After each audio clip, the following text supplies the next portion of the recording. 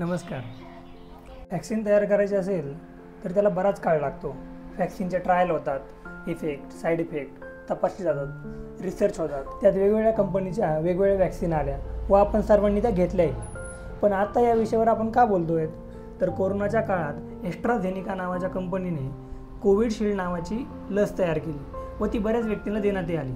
भारतामध्येही अनेक व्यक्तींनी ती लस घेतली. त्या काळात ती लस जीवनदायी ठरली असा दावा करण्यात आला. पण आत्ता सध्या ही लस खूपच चर्चेत आली आहे. लसीमुळे हार्ट अटॅक, पॅरालिसिस यांसारखे साईड इफेक्ट होत आहेत का? लसीमुळे काही त्रास होतोय का? व आत्ता काय काळजी घेतली पाहिजे? अशा अनेक प्रश्नांवरती आपण या व्हिडिओमध्ये बोलणार आहोत. ॲस्ट्राझेनिका कंपनीने तयार केलेल्या कोविशिल्ड या लसीच्या साईड इफेक्ट्सची यादी याच कंपनीने जाहीर केली. तर साहजिकच जनसामान्यामध्ये भीती वाटणार.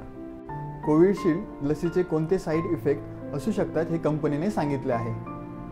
व्हेरी कॉमन, अनकॉमन, रेअर असे 4 प्रकार आहेत. यामध्ये थकवा, डोके दुखणे, सांधे दुखणे किंवा मसल पेन, चक्कर येणे, पोट दुखणे, जास्त घाम येणे, त्वचेला खाज येणे यासारखी लक्षणं 100मधून एका व्यक्तीमध्ये दिसू शकतात. त्याचबरोबर TTS म्हणजेच थ्रोम्बोसिस विथ थ्रोम्बोसाइटोपेनिया सिंड्रोम यासारखे आजार क्वचित आढळून आले आहेत असं कंपनीने सांगितलं आहे. यामध्ये प्लेटलेटची संख्या कमी होते, रक्ताच्या गाठी तयार होतात. या गाठी रक्तवाहिन्यातून शरीरात ठिकठिकाणी जातात व तेथील अवयवांचे कामात बिघाड आणू शकतात. जसे मेंदू, हृदय, फुफ्फुस यांच्या कामात बिघाड होऊ शकतो. याचा सारांश असा की रक्तात दोष तयार होतात म्हणजेच टॉक्सिन्स असतात. यामुळे रक्ताच्या कामात बिघाड होऊ शकतो. लस तर घेतली, आता पुढे काय? शरीरातील साचलेले दोष बाहेर काढणे हा उत्तम उपाय आहे. याकरिता आयुर्वेदामध्ये शोधन चिकित्सा केली जाते. पंचकर्म म्हणजेच डिटॉक्सिफिकेशन असेही आपण त्याला म्हणू शकतो.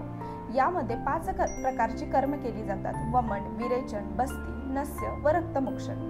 व्यक्तीच्या प्रकृतीनुसार, आजारानुसार, ऋतूनुसार कोणते कर्म केले पाहिजे हे ठरवावे लागते. शरीर शुद्धी करणे हा रक्तदृष्टीचा उत्तम उपाय आहे. हे केल्याने शरीरात रक्तातील दोष बाहेर पडतात, रक्ताचे कार्य सुरळीत चालतात. यामध्ये रक्तावरती काम करणारे रक्तपाचक, रक्तशोधक, रक्तप्रसादक यासारख्या औषधी चिकित्सा म्हणून वापरता येते. आयुर्वेदाच्या सहाय्याने निरोगी शरीराचा व सुखी आयुष्याचा अनुभव घेत रहा. धन्यवाद. अधिक माहितीसाठी संपर्क साधा. श्रीरमा आयुर्वेदालय, अहमदनगर.